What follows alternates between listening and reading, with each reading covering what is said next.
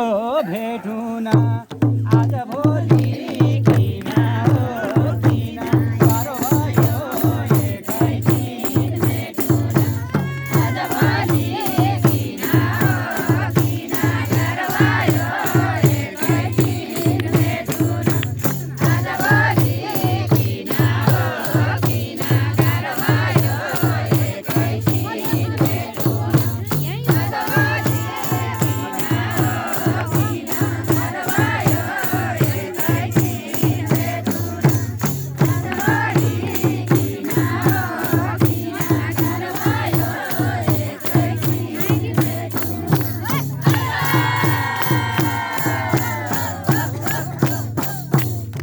धौलागिरी हिमालको छायाले भेट भयो वर्गीय